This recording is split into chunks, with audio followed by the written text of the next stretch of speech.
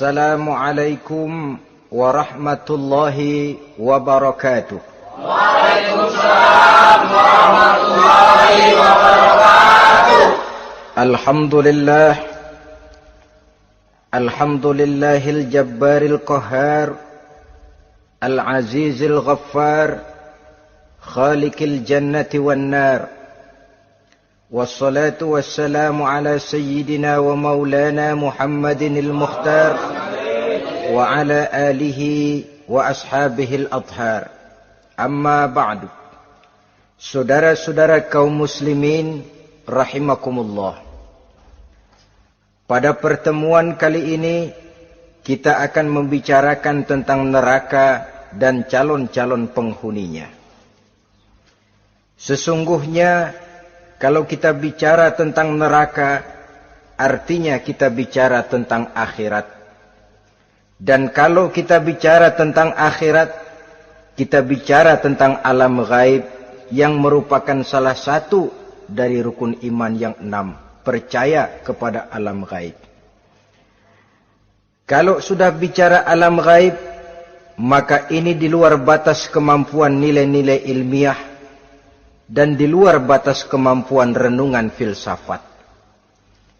Ilmu pengetahuan akan buntu kalau sudah membicarakan alam gaib. Artinya, kehidupan di akhirat itu tidak bisa diteliti secara ilmiah. Filsafat pun akan ngambang kalau sudah membicarakan kehidupan di alam gaib. Karena itu kalau kita kembali kepada logika, jika kita ingin mengerti tentang caranya membuat bangku, kita pergi ke tukang bangku dan bertanya kepadanya. Kita ingin mengerti cara membuat mobil, kita pergi ke tukang mobil, ke bengkel mobil, dan bertanya kepada ahlinya. Pun dalam urusan alam gaib, sudah sewajarnya kita kembali kepada penjelasan dari sang pencipta alam gaib, yakni Allah subhanahu wa ta'ala. Dan melalui kitabullah Al-Quranul Karim, Allah telah menjelaskan masalah-masalah gaib berupa kehidupan di sorga dan neraka itu secara jelas dan pasti. Dengan kata lain, di dalam membicarakan tentang neraka ini, yang menjadi dasar daripada pemikiran kita adalah rasa iman kepada Allah subhanahu wa ta'ala. Karena soal neraka tidak pernah bisa dibuktikan dengan ilmu pengetahuan. Tidak bisa diselidiki sebab orang yang sudah pulang ke sana pun tidak pernah kembali lagi kemari untuk kita tanya bagaimana hal ihwal keadaan di sana. Saudara-saudara kaum muslimin rahimakumullah. Neraka dalam istilah Quran selalu disebut dengan narun,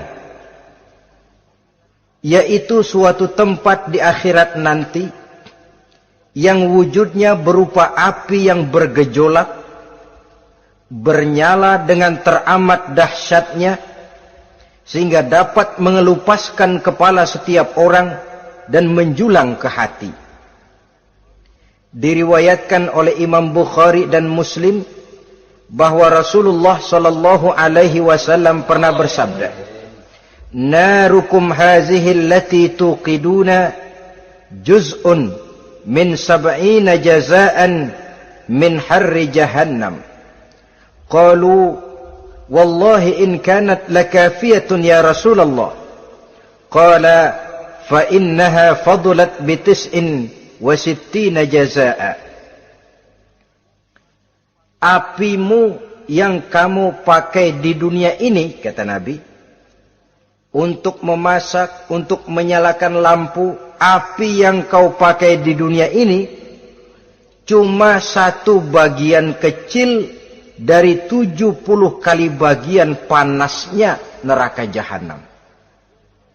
Sahabat waktu itu terperanjat lalu berkata, Wallah, in kanat lakafiyatun ya Rasulullah. Ya Rasul, api di dunia ini saja sudah cukup untuk menghanguskan kami, untuk menghanguskan apa yang ada. Bersabda Rasulullah sallallahu alaihi wasallam, maka sesungguhnya api neraka itu dilebihkan panasnya dengan 69 kali daripada panasnya api di dunia ini. Jadi sepanas-panasnya api yang pernah kita rasakan di dunia ini, maka api di neraka nanti 69 kali lebih panas dari api yang kita rasakan paling panas di dunia. Hadis yang senada dengan penjelasan ini di samping Jawahirul Bukhari, kita bisa menemukannya dalam Mukhtasar Tazkiratul Qurtubi dan Mukhtasar Ibnu Abi Jamrah misalnya. Saudara-saudara kaum muslimin rahimakumullah. Sehingga boleh jadi seringan-ringan azab penduduk neraka di akhirat nanti, kata Nabi, seorang yang di telapak kakinya diletakkan kerikil neraka yang sangat kecil, lalu mendidih otaknya. Itu seringan-ringannya. Di tapak kakinya diletakkan kerikil neraka yang oleh karena panasnya lalu mendidih otaknya. Itu yang paling ringan. Nggak apa-apa. Cuma segitu aja. Di telapak kakinya ditaruh kerikil, otaknya lalu jadi mendidih karena menahan panas. Pantas kalau satu hari Luqmanul Hakim pernah memberikan nasihat kepada anaknya, kata beliau, "Anakku, kerjakanlah dosa seberapa kekuatanmu menanggung azab Allah. Dan laksanakan ibadah seberapa hajat dan keperluanmu kepada Allah. Berapa banyak hajatmu kepada Allah, begitulah kamu harus beribadah. Kalau kamu merasa tidak berhajat dan tidak perlu apa-apa kepada Allah, ya tidak usah ibadah." Logikanya kan begitu. Saudara-saudara, dalam hidup ini ada enggak yang enggak perlu kepada Allah? Ada enggak? Seluruh kita memerlukan Allah. Karena itu Luqman betul dengan bahasa diplomatis, "Anakku, kerjakan ibadah seberapa hajatmu kepada Allah. Makin banyak hajatmu kepada Allah, makin banyak hendaknya kamu melaksanakan ibadah. Tapi kalau kamu sudah merasa bisa hidup tanpa Allah, persilahkan kamu tidak usah ibadah." Sebaliknya, kerjakan dosa seberapa kekuatanmu menanggung azab siksaan Allah. Kalau merasa sudah belajar ilmu kebal, kira-kira di neraka nanti enggak apa-apa, persilahkan kerjakan dosa sebanyak-banyaknya. Tapi kalau masih berpikir, gua mah jangan dibakar di neraka, nginjek puntung rokok, gua lompat. Kalau masih berpikir ke situ, ya hati-hati, saudara-saudara. Nah, sebagaimana surga, neraka pun ada pintu-pintunya. Dan yang melalui pintu-pintu itu sesuai dengan dosa yang dia kerjakan pada waktu kehidupannya di dunia ini. Jadi setelah manusia diadili, mereka kumpul di padang mahsyar beramai-ramai. Yang mendapat kitab di tangan kanan, yang selamat dari proses pengadilan, yang sudah nyata lebih banyak kebaikannya daripada kesalahannya, wajah mereka berseri-seri. Tapi yang rapotnya merah, yang timbangannya lebih banyak kejahatannya, mereka mukanya udah pada gulem. Di tengah itulah kedengaran pernyataan dari Allah Subhanahu wa ta'ala, "Salamun qaulan min Rabbir Rahim." Ada ucapan selamat dari Allah, Tuhan yang Maha Pengasih dan Maha Penyayang. "Salamun alaikum." Selamatlah kamu, wahai orang-orang yang kelak akan sampai ke surga. Yang lulus di pengadilan dapat ucapan selamat dari Allah. Tapi pada saat itu juga Allah mengatakan, "Wamtazul yauma ayyuhal mujrimun." Pada hari ini, semua orang-orang yang kurang ajar, supaya minggir. Wamtazul yauma ayyuhal mujrimun.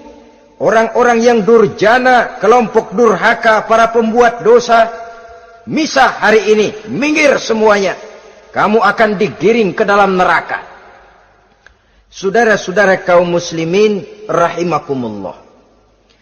Baik mereka yang akan menuju surga, baik mereka yang akan masuk ke dalam neraka, sama melintasi satu jembatan yang melintang di atas neraka. Dalam surah Maryam ayat 71 dan 72. Walaupun jembatan itu tidak digambarkan secara jelas, tapi kita temukan penjelasan Allah sebagai berikut. Wa inna minkum illa wariduha kana ala rabbika hatman maqdiyya thumma nunajjil ladzina taqaw wa nazaru zalimina fiha jasiyya. Saudara-saudara, dan tidak ada setiap orang pun kecuali mereka akan melalui api neraka itu. Adapun orang-orang yang bertakwa, mereka diselamatkan oleh Allah, sedangkan orang-orang yang zalim, mereka terlempar ke dalam jurang neraka. Nah, itu yang dinamakan dengan sirat. Ada memang riwayat menjelaskan bahwa sirat itu kecilnya seperti rambut dibelah 7, tajamnya lebih tajam dari mata pedang. Tapi dalam banyak hal, orang lewat di atas sirat itu bergantung kepada amalannya waktu dia hidup di dunia ini. Maka jangan heran ada orang yang lewat di atas sirat itu seperti kilat. Lep, sudah sampai di surga. Ada yang lewat di atas sirat itu seperti orang terbang. Ada yang lewat di atas sirat itu seperti orang lari. Ada yang seperti jalannya onta. Ada yang merangkak. Ada yang gelantungan. Ada yang sudah hampir sampai ke tepian sana untuk masuk ke dalam surga, terpeleset nyemplung juga ke dalam neraka. Sesuai dengan amalan pada waktu mereka hidup di kehidupan dunia yang sekarang ini. Saudara-saudara kaum muslimin rahimakumullah. Apabila orang terperosok lalu masuk ke dalam neraka, bagaimanakah ihwal keadaan di neraka? Panasnya sudah kita jelaskan tadi. 70 kali lipat dari sepanas-panasnya api di dunia ini. Lalu orang-orang yang masuk ke dalam neraka, mereka juga mendapat pakaian, makanan, minuman, perhiasan. Tapi makanannya, minumannya, perhiasannya lain dengan orang-orang yang sampai di surga. Mereka juga diberikan buah-buahan, sebab di neraka juga ada pohon. Namanya pohon zakum. Buahnya duri dari api. Dan itu yang akan jadi lalap makanannya orang-orang neraka. Di dalam surah As-Saffat ayat 64-65 Allah Subhanahu wa taala menjelaskan, innaha syajaratun takhruju fi aslil jahim tal'uha ka'annahu ru'usus sayatin. Sesungguhnya pohon zakum itu adalah satu pohon yang akarnya keluar dari dasar neraka, yang buahnya seperti kepala setan. Ini sudah untuk bahasa yang sangat menyeramkan ini. Pohon itu tumbuh dari dasar neraka, buahnya mirip kepala setan. Itu akan dijadikan makanannya orang-orang yang ada di dalam neraka. Perhiasannya apa? Surah Al-Insan ayat 4. Inna a'tadna lil kafirina salasilan wa aghlalan wa sa'ira. Sesungguhnya kami sediakan bagi orang-orang kafir itu di dalam neraka segala macam rantai, cambuk-cambuk dan belenggu-belenggu neraka, terbuat dari api neraka, siap untuk merantai, membelenggu dan mencambuk mereka. Jadi dikasih perhiasan, lehernya dikalungin rantai, tangannya dipakein belenggu, ada cambuk-cambuk yang seluruhnya terbuat dari api neraka. Begitu mereka sampai ke pintu neraka yang namanya malaikat Zabaniyah, penjaga neraka, udah bukan main gemesnya dah. Ya, nyambutnya nggak ada ramahnya. Lain sama malaikat Ridwan, penjaga surga. Ramah, murah senyum, Begitu orang mau masuk surga, salamun alaikum tibtum fadkhuluha khalidin. Keselamatan atas kamu, sungguh kamu telah beruntung. Sekaranglah masuk kamu ke dalam surga dan kekalah tinggal selama-lamanya di sana. Ramah, murah senyum, selamat datang, selamat tiba di tempat yang penuh kenikmatan. Mari persilahkan. Ini malaikat Ridwan. Malaikat Malik, malaikat Zabaniyah lain lagi. Dia nungguin pabrik. Sadis menerima. Matanya melotot. Ini dia. Manusia-manusia kurang ajar. Yang waktu di dunia sudah datang para rasul. Sudah turun agama. Sudah datang Al-Quran. Tapi belagak pilon. Sini loh. Nih rantai. Belenggu. Lalu dirangkeng. Dimasukkan ke dalam neraka. Na'udzubillah. Summa na'udzubillah. Saudara-saudara. Lalu terpikir oleh kita. Kalau begitu panasnya api neraka, sekali lempar orang terus mati dong. Ya enak kalau boleh begitu sih. Begitu dilempar ke neraka terus mati, enak. Ternyata tidak. Kepedihan neraka adalah kepedihan yang kekal dan terus menerus. Tidak satu saat pun orang-orang di dalam neraka pernah merasakan kesenangan. Tidak sesaat pun. Kali semenit kayak ngasok, enggak, terus menerus berada dalam kepedihan yang tiada tara. Al-Quran menjelaskan, kullama nadijat juluduhum baddalnahum juludan ghairaha. Apabila hancur kulitnya, kami ganti dengan kulit yang baru. Supaya apa? Liyazukul azab, biar dia rasain azab. Tuh, rasain dulu. Hancur kepalanya, buletin lagi, hancur kulitnya, bikin lagi, berantakan isi perutnya, disempurnakan lagi, digiling lagi. Terus menerus begitu, tidak sedetik pun penduduk neraka itu pernah mengalami istirahat. Barangkali pakai jam istirahat lumayan, ini enggak ada. Ada bel, kleneng, istirahat, azab dicabut. Tidak. Terus menerus dan selalu begitu. Satu detik saja pun mereka tidak pernah istirahat dari siksaan dan azab yang mereka terima. Saudara-saudara kaum muslimin rahimakumullah. Lalu bagaimana keadaan mereka?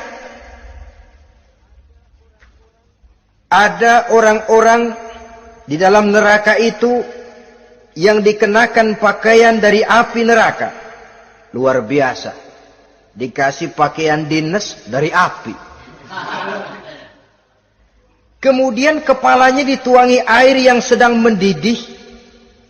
Yang dengan tuangan air itu dihancur luluhkan segala isi perutnya dan kulit-kulitnya. Setelah itu mereka dicambuk dengan cambuk-cambuk dari besi. Apabila mereka hendak keluar dari neraka, mereka dicampakkan kembali ke dalamnya. Dan dikatakan kepada mereka, rasakan siksaan yang membakar ini. Dalam surah Al-Hajj ayat 19 sampai 22, kita bisa simak firman Allah Subhanahu wa taala. Fallazina kafaru qutti'at lahum siyabun min nar yusabbu min fawqi ru'usihimul jahim yus'aru bihi ma fi butunihim wal julud wa lahum maqami'u min hadid. Kullama aradu an yakhruju minha min ghammin u'idu fiha wa zuku azabal hariq. Na'udzubillah summa na'udzubillah. Diberikan pakaian dari api, melolong, menyayat dia, memilukan, merintih dan meraung-raung. Lalu kepalanya diguyuri dengan air yang sangat mendidih. Hancur luluh isi perutnya, masih dicambuk lagi dengan cambuk-cambuk dari besi. Mereka merambat, mereka meraung, mereka hendak lari, mereka ingin keluar dari neraka.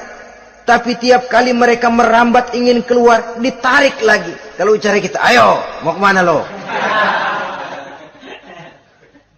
Apa kata malaikat penjaga neraka? Zuku azabal hariq. Rasa ini, makan pencarian lo waktu di dunia. Saudara-saudara, lalu ada pula siksaan penduduk neraka itu, di mana dahi, lambung dan punggung mereka dipanggang dengan api neraka. Allah Karim. Kita di dunia ini tertusuk paku saja waktu berjalan, sudah bukan main pedihnya. Tertusuk duri saja, sudah bukan main pedihnya. Ini punggungnya, lambungnya, macam disate, dipanggang dari api neraka. Dalam At-Taubah ayat 35, kita temukan firman Allah, fi nari jahannama fatukwa biha hibahuhum wa junubuhum wa zuhuruhum. Na'udzubillah summa na'udzubillah. Kemudian ada pula penduduk neraka itu yang disiksa, lehernya diikat dengan rantai. Mereka spontan diseret-seret dengan sekeras-kerasnya dan dilemparkan ke dalam lautan air yang sedang mendidih. Kemudian mereka dibakar dalam api yang bergejolak dan menyala-nyala. Pada surah Al-Mu'min ayat 71 dan 72, Allah Subhanahu wa ta'ala menjelaskan, izil aghlalu fi a'nakihim wassalasil yushabuna fil hamim summa fin nari yusjarun. Ketika belenggu dan rantai dipasang di leher mereka supaya mereka diseret ke dalam air yang sangat panas, kemudian mereka dibakar dalam api. Ada lagi penduduk neraka yang dipegang jambulnya lalu diseret ke tengah-tengah neraka, kemudian kepalanya digerujugi dengan air yang mendidih, seperti yang dijelaskan dalam surah Ad-Dukhan ayat 47 dan 49. Pendeknya, azab dan siksaan neraka itu sesuailah dengan amalan dosa yang dikerjakan manusia pada waktu kehidupan di dunia ini. Maka dalam puncak perjalanan Mi'raj misalnya, kepada Rasulullah sallallahu alaihi wasallam diberikan berbagai macam penglihatan sebagai contoh dan tamsil dari kehidupan di dunia ini. Sejak dari penglihatan di jalan sampai kepada penglihatan surga dengan segala kenikmatannya dan neraka dengan seluruh azabnya, seluruhnya merupakan contoh teladan. Misalnya dalam perjalanan ketika hendak Mi'raj itu, sebelum berangkat Rasul disodorkan 2 minuman. Segelas berisi arak, segelas lagi berisi susu. Kata malaikat Jibril, ambillah salah satu minuman itu ya Muhammad. Lalu Rasul dengan tidak ragu-ragu, mantap betul beliau mengambil gelas yang berisi susu, lalu beliau minum.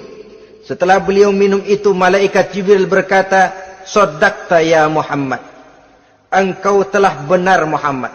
Laqad asabtal haqq, pilihanmu tepat. Kenapa ya Jibril? Untung susu yang kamu minum Muhammad. Kalau arak yang kamu ambil, pasti umatmu bakal jadi umat yang teler semua. Ini pun satu contoh buat kita semua, bahwa dalam kehidupan kita selalu berhadapan dengan susu dan arak, berhadapan dengan hak dan batil, berhadapan dengan benar dan salah. Maka hati-hati kita jangan sampai salah pilih karenanya.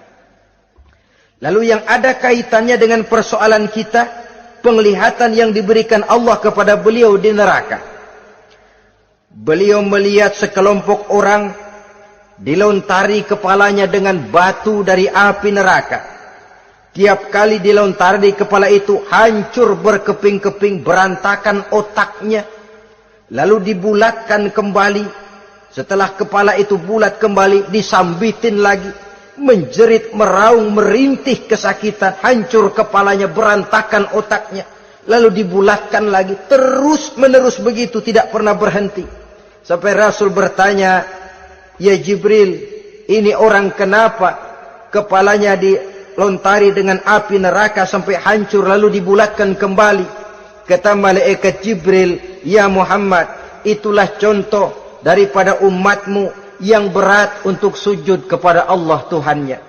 Itulah contoh dari umatmu yang waktu hidup di dunianya tidak pernah mendirikan solat sama sekali.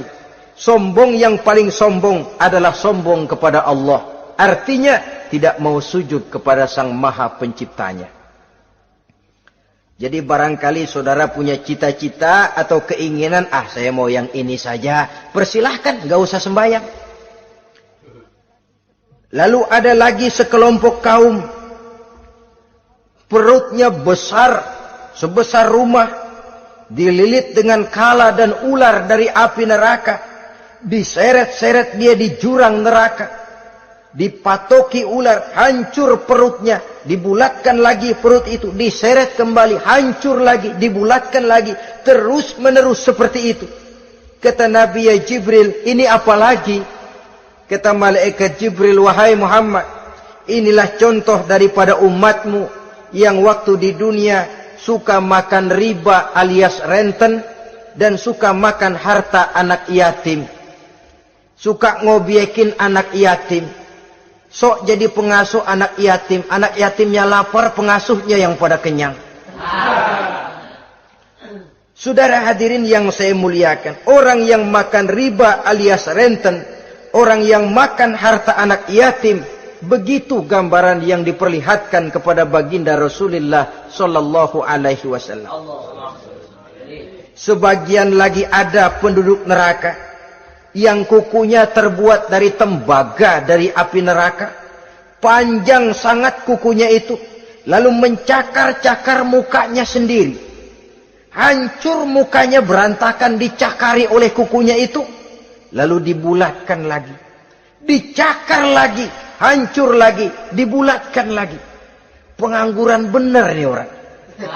Muka sendiri, dicakarin sendiri. Ya Jibril, ini tamsil apa Jibril? Ya Muhammad, itulah contoh dari umatmu yang pada waktu di dunianya enggak pernah rukun sama sesama saudaranya muslim. Suka nyari aib orang lain, suka ngejelekin orang lain, padahal orang lain itu saudaranya seakidah. Kan sama dengan nyakar muka sendiri namanya.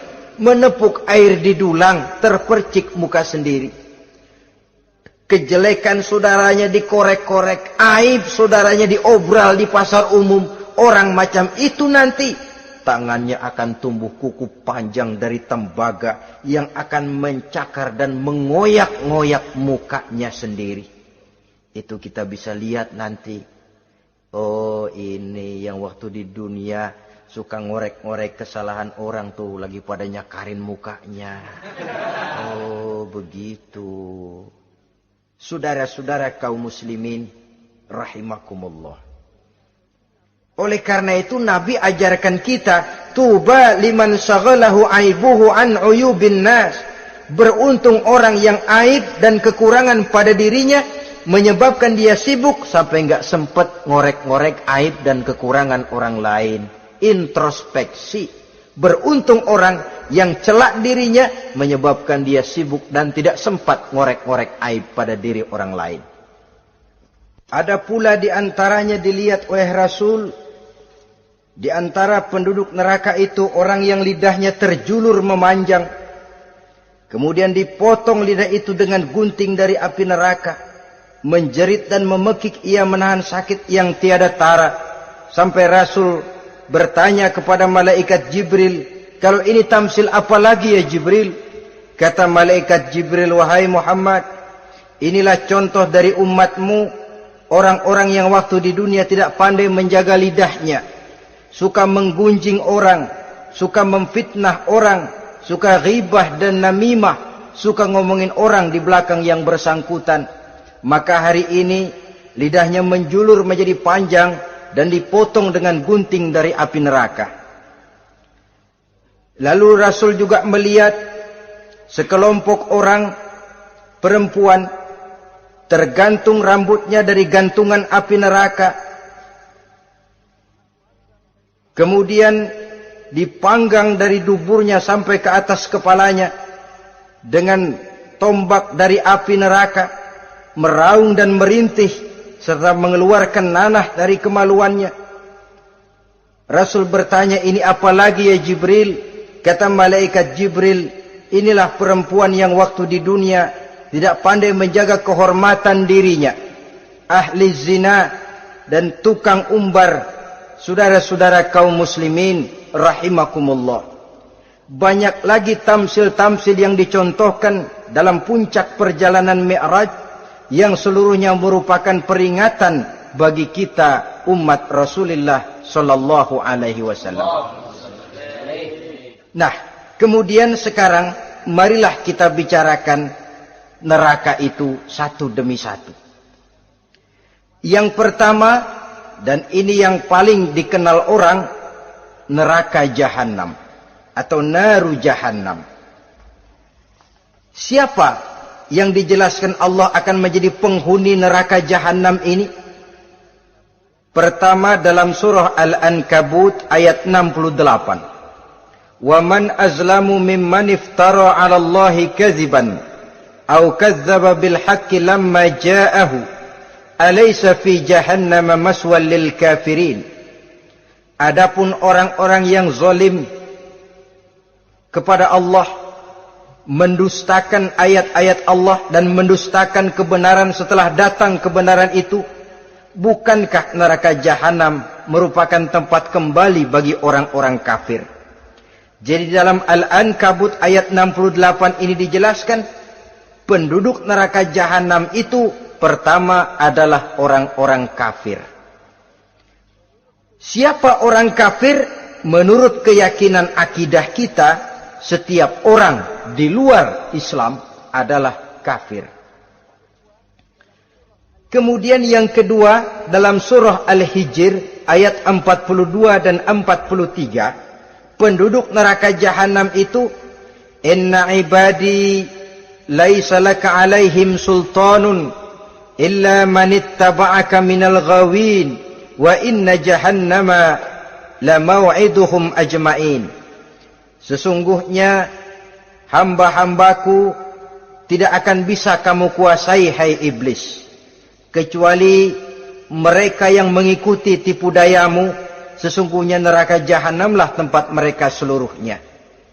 Kalau kita perhatikan ayat ini, maka penghuni neraka Jahannam yang kedua adalah para pengikut setan.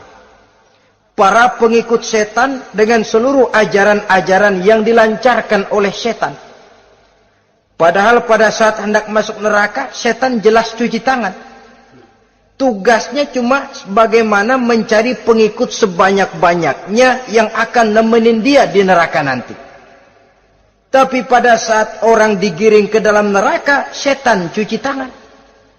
Mungkin orang menuntut, setan, gue ngikutin lu, sekarang kenapa jadi kemari? Nah, gue bilang juga apa? Kata setan, gue bilang juga apa, lu kenapa ngikutin? Dan setan ini menebar ranjau dalam segala bentuknya, dengan segala macam caranya. Para pengikut setan yang menjauhi tuntunan agama, memperturutkan hawa nafsunya. Setan membisiki manusia lewat minuman keras. Setan masuk manusia lewat judi, lewat zina, lewat kenikmatan yang melalaikan orang dari kehidupan akhirat dan selanjutnya. Dengan segala macam jalan. Kadang-kadang dalam ibadah setan juga masuk. Kalau tidak ditimbulkannya takabur, ditimbulkannya sikap ujub dalam diri kita. Timbul rasa diri lebih benar dari orang lain. Dan ini jelek. Timbul rasa nganggap enteng orang lain. Itu kan ujub. Nggak dikelihatannya orang, cuma hatinya aja ngomong sendirian. Kalau gue lihat di kampung ini nggak ada yang kayak gue. Bayangnya kayak ibadahnya kayak udah aing pang paling nak yo di dia. Itu juga bisikan iblis. Dan dia tidak segan-segan mengaku jadi Tuhan iblis itu. Dan ini diceritakan dalam kehidupan Sayyidus Syekh Abdul Qadir Jailani. Ketika beliau sedang ibadah di mihrab dalam masjid, datang seberkas sinar. Sinar itu ngomong, ya Abdul Qadir ana rabbuk. Hai Abdul Qadir, aku Tuhanmu, kata cahaya tadi. Sudah cukup kamu ibadah Abdul Qadir. Sembayangmu udah banyak, puasamu udah banyak, jihadmu cukup. Maka mulai sekarang berhenti dah ibadah. Aku bolehkan kepada kamu segala yang dilarang. Cuma yang didatangi Syekh Abdul Qadir. Sehingga mendengar cahaya tadi ngomong begitu, beliau ambil kasut sendal, disambitnya cahaya tadi, izhab ya la'in. Pergi, laknat terkutuk, iblis kamu. Masa saya disuruh berhenti sembahyang karena hati saya sudah baik? Kalau hati sudah baik lalu boleh berhenti sembahyang, mestinya yang paling dulu berhenti sembahyang Nabi Muhammad, sebab beliau orangnya paling baik. Tapi Nabi hatinya baik, sholat jalan terus, hukum halal haram berlaku. Ini kadang-kadang orang sekarang baru ibadah dikit banget merasa dapat bisikan katanya, wangsit. Ya berhenti sembahyang madep mulu, nah madep ngudek sembahyang. Bikin ajaran yang aneh-aneh. Nah kalau satu orang boleh dapat wangsit, saya juga boleh dong ngomong dapat wangsit. Saya juga boleh dong mendirikan aliran kepercayaan. Saya ngilang dulu dari kampung saya kira-kira 3 tahun. Saya nyepi di kaki Gunung Salak, pulang piara jenggot, pakai belangkon. Di depan nama saya pakai embel-embel mbah. Saya ngaku dapat wangsit di Gunung Ano, mewahyukan kepada saya ano. Saya cari murid yang fanatik. Saudara-saudara kaum muslimin rahimakumullah, setan membisiki manusia hatta kita sedang ibadah sekalipun dibisikinya. Caranya, mula-mula dia bisikin, lu sembahyang buru-buru dah. Buru-buru udah. Akhirnya apa? Rukuk kita enggak sempurna, sujud kita enggak lengkap, tumakninah kita kurang, bacaan kita tajwidnya enggak kena. Kalau itu bisa kita atasin, kita sembahyang sebagaimana yang seharusnya, dia bisiki lewat jalan lain lagi. Suruhnya yang pendek-pendek aja dah.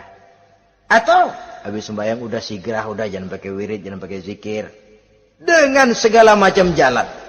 Dibisikinya was-was ke dalam diri kita.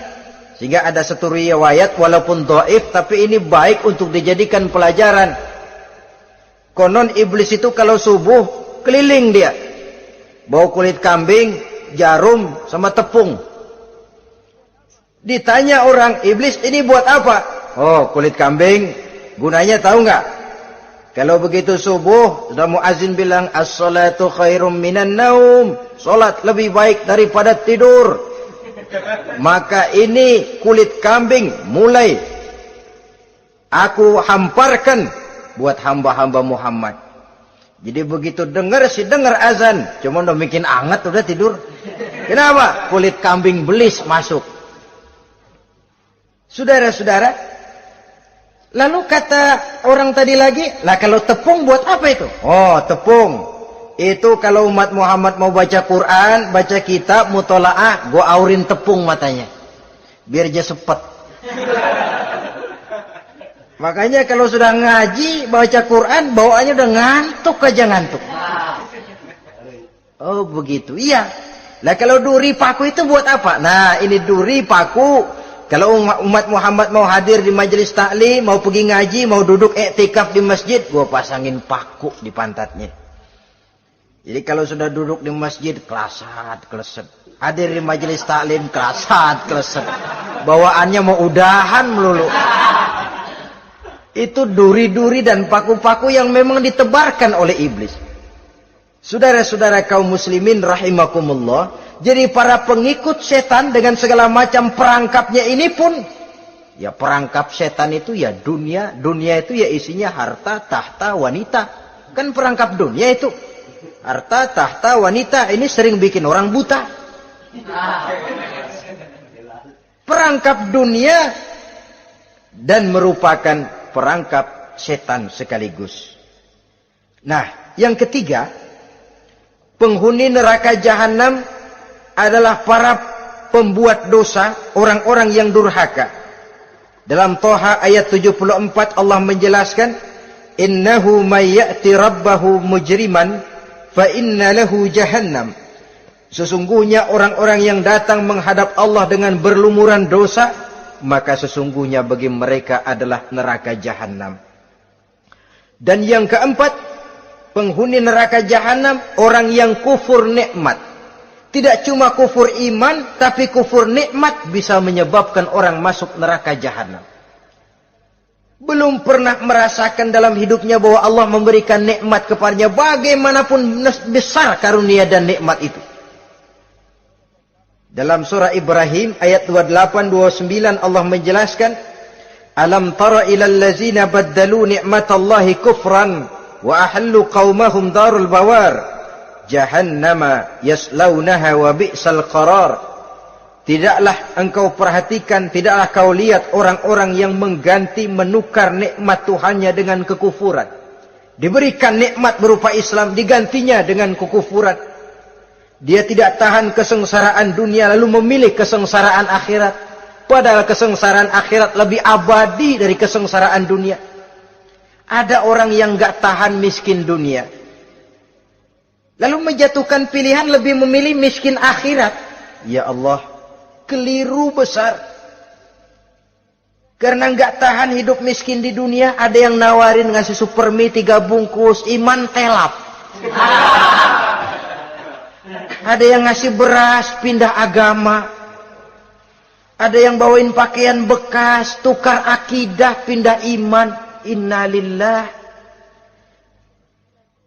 Ditukar kemiskinan dunia dengan kemiskinan akhirat. Padahal kemiskinan dunia berapa tahun?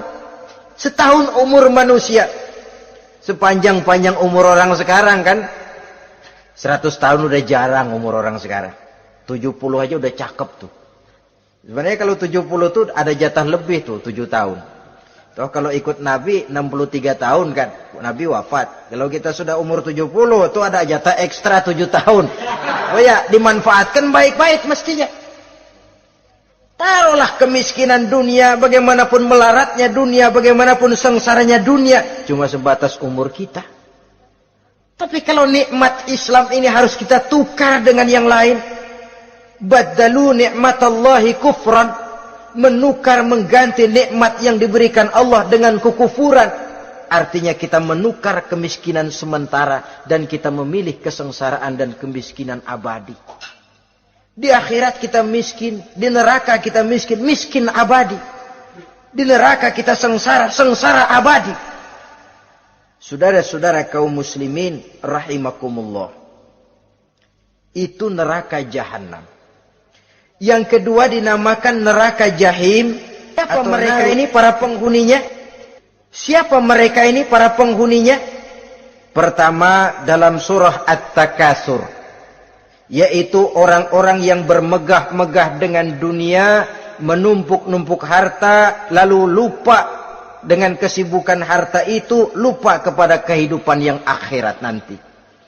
Alhaakumut takatsur hatta zurtumul maqabir kalla sawfa ta'lamun thumma kalla sawfa ta'lamun kalla law ta'lamuna ilmal yaqin la tarawunnal jahim.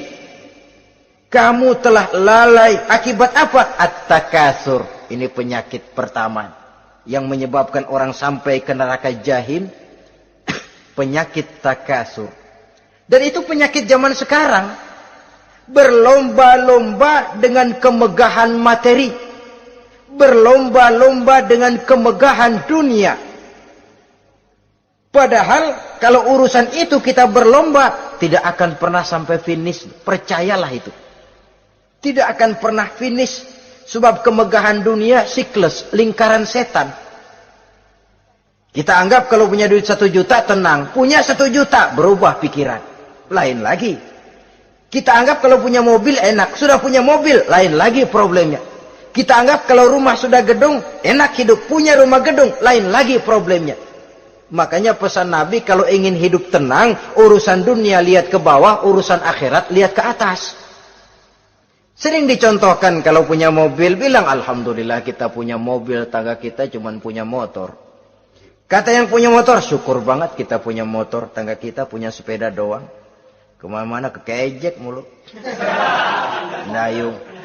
Kata yang punya sepeda, Alhamdulillah kita punya sepeda, tetangga kita cuma jalan kaki, kemana-mana ngetuk mulu. Kata yang jalan kaki, Alhamdulillah masih bisa jalan, tangga kita sebelah lumpuh bertahun-tahun gak kemana-mana. Kata yang lumpuh, Alhamdulillah masih hidup, tangga kita kemarin mati gak balik lagi. Itu dalam urusan dunia. Sehingga sifat takatsur ini hilang. Tapi urusan akhirat, lihat ke atas.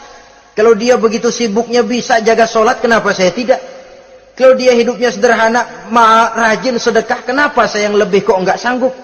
Kalau dia bisa baca Quran, kenapa saya enggak?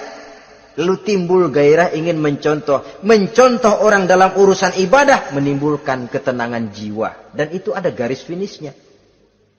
Tapi kalau yang lumpuh lihat yang bisa jalan lihat yang naik sepeda, yang sepeda punya lihat motor, sudah punya motor lihat mobil, lihat pesawat terbang, lihat kereta api. Kapanlah awak nih mau bersyukur? Yang ada kurang saja padahal nikmat itu tidak pernah berhenti. Bukan dilarang orang kaya, tetapi perlombaan memperkaya diri itu yang dilarang. Karena kalau sudah perlombaan namanya jor-joran sifatnya. Prinsipnya tujuan menghalalkan cara ini yang dijaga oleh agama. Saudara-saudara, selain penyakit takasur yang menyebabkan orang sampai ke neraka jahim, juga perbuatan durjana. Dalam Al-Infitor ayat 13-14, innal abrara lafi na'im wa innal fujjara lafi jahim. Orang-orang yang berbakti, berbuat kebajikan, mereka akan mendapatkan neraka surga naim. Tetapi orang-orang yang fujar, durjana, kurang ajar, durhaka, lafi jahim, mereka akan mendapatkan neraka jahim. Lalu siapa lagi penghuni jahim itu? Orang-orang yang menentang dan menantang ayat-ayat Allah. Wallazina sa'au fi ayatina mu'ajizin ulaika ashabul jahim. Dan orang-orang yang berusaha menantang ayat-ayat Allah sehingga melemahkan orang-orang yang mau mengikuti rasul-rasul Allah. Menantang ayat Allah dan membuat lemah orang yang mengikuti rasul. Melemahkan semangat orang yang mau mengikuti khitah dan perjalanan Rasul. Lu mau bangun masjid? Iya. Berabe. Berat. Jangan. Jangan aja kapok. Majelis taklim. Pahit. Ngaji. Berat. Melemahkan ini. Sudah dia rusak. Merusak lagi. Kalau rusak kan cuma sendirian. Ini tidak, sudah rusak, merusak. Mu'ajizin, melemahkan orang-orang yang mau mengikuti ayat-ayat Allah. Dan itu tidak jarang zaman sekarang ini. Orang yang melemahkan semangat kita dalam berjuang menegakkan kebenaran. Kita yakin Islam agama yang benar, kita yakin Islam agama yang sempurna. Ada saja orang yang melemahkan semangat kita. Yang berteori bahwa ada ayat-ayat Quran yang tidak relevan lagi dengan situasi dan kondisi. Yang berteori bahwa Nabi Muhammad cuma sebagai manusia biasa yang tidak terlepas kemungkinan dari salah. Pendeknya melemahkan nilai-nilai semangat kita untuk memperjuangkan Islam ini. Ini pun termasuk mu'ajizin. Mereka akan menemukan nanti di akhirat kapling di dalam neraka yang dinamakan neraka jahim. Na'udzubillah summa na'udzubillah. Yang ketiga, saudara-saudara, di antara nama neraka itu adalah neraka hawiyah. Siapa penghuni neraka hawiyah ini? Dalam surah Al-Qari'ah ayat 8-11 dijelaskan secara simpel, wa amma man khaffat mawazinuhu fa ummuhu hawiyah. Adapun orang-orang yang ringan timbangan kebaikannya, maka tempatnya adalah neraka hawiyah. Artinya, orang ini lebih berat timbangan kejahatannya. Sedikit kebaikannya, sehingga jadi ringan di timbangan akhirat nanti. Salat, puasa, zakat. Tapi dosa yang dikerjakan masih lebih banyak ketimbang kebaikan yang dikerjakannya itu. Maka orang semacam ini apabila tidak mendapat syafaat, maka dia akan masuk ke dalam neraka yang namanya neraka hawiyah. Lalu yang keempat, neraka wail. Dalam surah Al-Ma'un ayat 1-7, garis besarnya yang mendapat neraka wail adalah para pendusta agama. Siapa sih pendusta agama itu? Ara'aita allazi yukazzibu biddin? Tidakkah kamu lihat siapa orang-orang yang mendustakan agama? Mendustakan agama, beragama tapi bohong, salatnya bohong, hajinya bohong, puasanya bohong, mendustakan agama. Siapa mereka? Fadzalikal ladzi yad'ul yatim. Pertama, orang yang suka menghardik anak yatim. Anak yatim yang lemah, anak yatim yang tidak berdaya, yang hidup dipayungi kemiskinan dan kekurangan, bukan ditolongnya, malah dihardiknya. Jangan lupa, saudara yang sudah 2-3 kali pergi ke Makkah, saudara yang khusyuk dalam sujudnya, saudara yang mantap dalam puasanya, mungkin saja bisa terhalang masuk ke dalam surga, karena di samping rumah saudara ada anak yatim merintih menahan lapar dan haus. Saudara tahu, saudara mampu, tapi saudara diam saja, tidak mau mengulurkan tangan. Mungkin itu yang akan mengganjal saudara untuk masuk ke dalam surga. Wala yahuddu ala tu'amil miskin. Mereka membiarkan fakir miskin, tidak memberikan makan. Kemudian fawailul lil musallin. Mereka juga melalaikan solat. Allazina hum an solatihim sahun. Allazina hum yura'un. Mereka juga riak di dalam amalnya. Saudara hadirin kaum muslimin rahimakumullah, melalaikan solat, kemudian riak dengan amalnya, termasuk amalan solatnya. Kalau jadi imam, bahasanya dibuat sepasih-pasihnya, surahnya yang panjang-panjang, paling pendek sabbihis sama wadduha. Tapi kalau solat sendirian cukup qul huwallahu ahad sama inna a'tainakal kautsar. Hilang lagi nilai keikhlasannya. Dan terakhir, mereka enggan untuk membayar zakat. Yang memenuhi ciri-ciri inilah yang dikatakan sebagai pendusta agama. Menghardik yatim, membiarkan fakir miskin, melalaikan solat, riya, dan enggan membayar zakat. Mereka divonis mendapat neraka wail, seperti dalam surah Al-Ma'un ayat 1 sampai dengan 7. Saudara-saudara kaum muslimin rahimakumullah. Yang kelima, neraka sa'ir. Neraka sa'ir ini pertama buat mereka yang memakan harta yatim. Kalau tadi tidak mau membantu, ini malah membantu tapi tujuannya malah ngobyekin anak yatim. Mereka yang memakan harta yatim, dalam An-Nisa ayat 10, innal ladzina ya'kuluna amwalal yatama zulman innama ya'kuluna fi butunihim nara wa sayaslawna sa'ira. Sesungguhnya orang-orang yang memakan harta anak-anak yatim dengan zalim, mereka sebenarnya telah memakan neraka, memasukkan api neraka ke dalam perutnya. Mereka akan dilontarkan ke neraka sa'ir.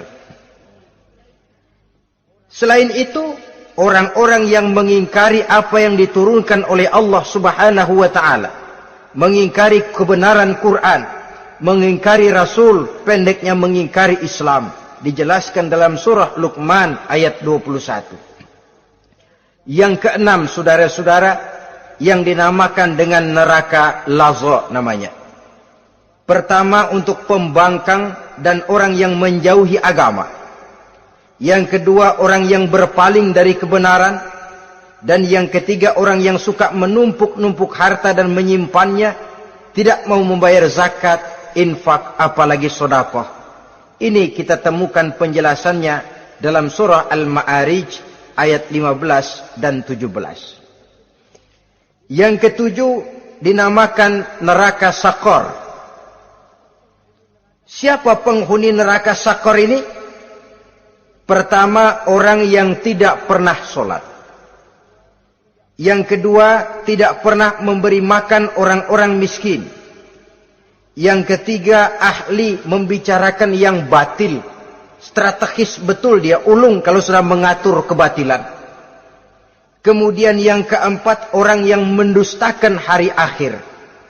Dalam surah Al-Muddatsir ayat 42 sampai 47, kepada penduduk neraka Saqar ditanya, "Ma salakakum fis Saqar?" Apa yang menyebabkan kamu masuk ke dalam neraka Saqar? Qalu lam naku minal musallin wa la naku nut'imal masakin wa kunna nakhudu ma'al khaidin wa kunna nukadzibu yaumaddin. Mereka menjawab, kami di dunia tidak pernah sholat, tidak pernah memberi makan fakir dan miskin. Kami selalu berkumpul dengan orang-orang yang batil dan membicarakan kebatilan, dan kami mendustakan adanya hari akhir. Yang kedelapan, yang terakhir adalah neraka Khutamah.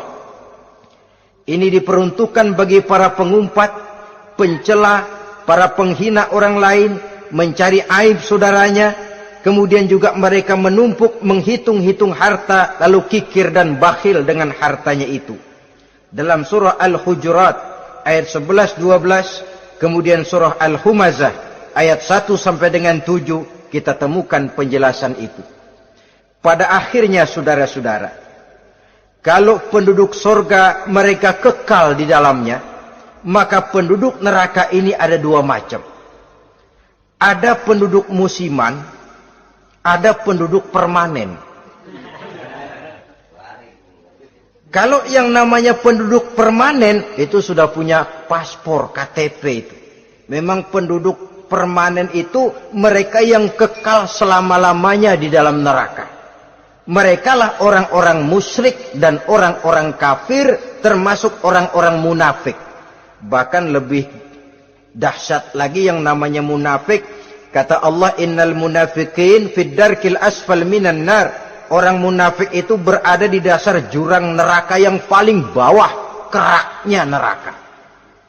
Saudara-saudara, adapun penduduk yang semi permanen, ia masuk neraka buat sementara saja, sekedar dengan dosa-dosa yang dikerjakannya.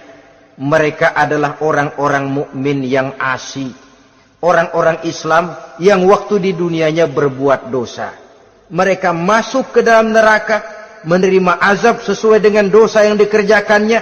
Setelah itu mereka akan diangkat dari surga untuk ditempatkan di dalam. Mereka akan diangkat dari neraka untuk ditempatkan di dalam surganya Allah Subhanahu wa ta'ala. Seperti banyak dijelaskan dalam hadis-hadis sahih yang diriwayatkan oleh Imam Bukhari dan Muslim. Nah, inilah sekelumit tentang neraka dan calon-calon penghuninya. Mudah-mudahan Allah jauhkan kita, Allah jauhkan anak cucu kita, amin. Allah jauhkan seluruh keluarga kita, amin, dari neraka dan dari azab neraka. Amin. Terima kasih dan mohon maaf. Wassalamualaikum warahmatullahi wabarakatuh. Waalaikumsalam warahmatullahi wabarakatuh.